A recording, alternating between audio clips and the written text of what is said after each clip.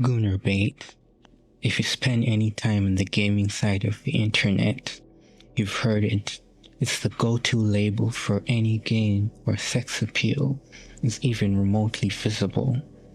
From Zenless Zone Zero to Stellar Blade, everything gets flattened into the same dismissive punchline, Gooner slop. And honestly, that framing isn't just lazy, it's dishonest.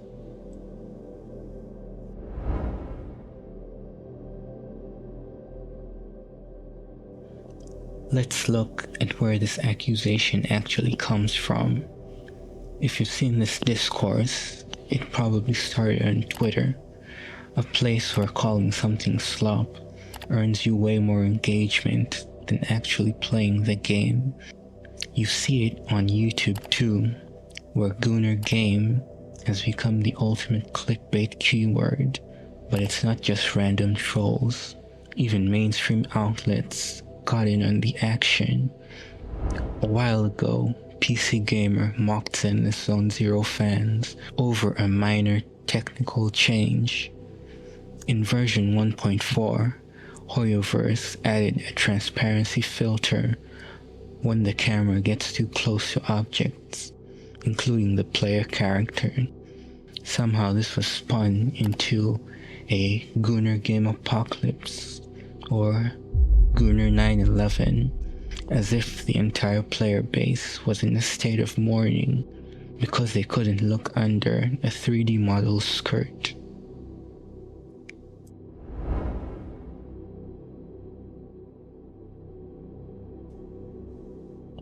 The PC Gamer incident hit a nerve, not because of the filter, but because of the irony.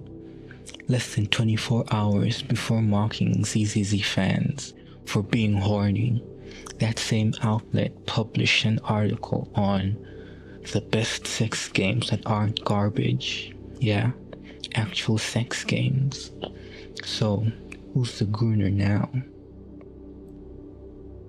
It seems sexual content or fan service is perfectly respectable when it's framed as an ironic indie title or a curated adult experience.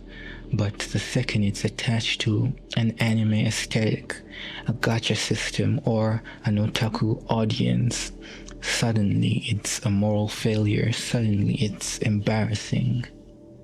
That's not critique, that's selective puritanism.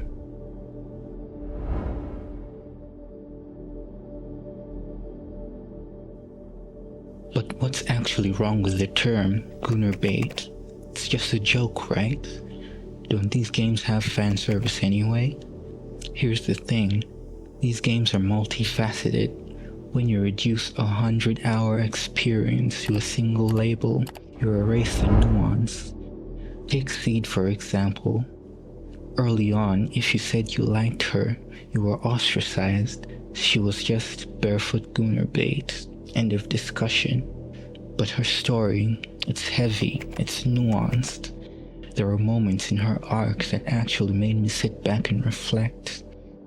Her design is a footnote compared to the weight of her story.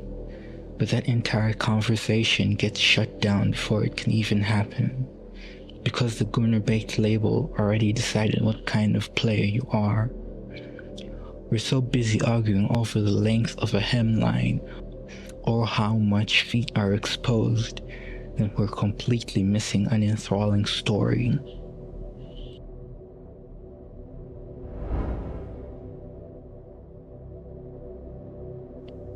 When people call ZZZ Gooner slop, they never mention the superb animation, the rhythmic combat, the world building, or the beautiful soundtrack.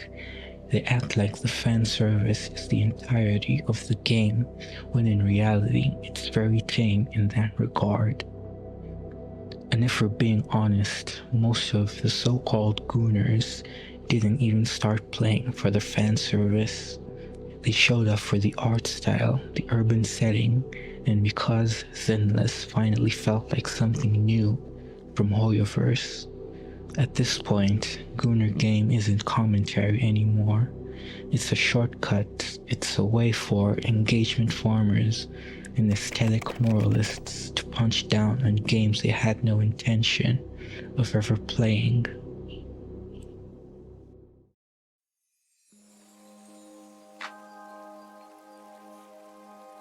I'm not sitting here pretending I'm above it. I like the character designs, I'm a fan, and I can't say no to some service. But we shouldn't conflate a developer's choice of appeal with the overall quality of the art. Zenless Zone Zero, Nikke,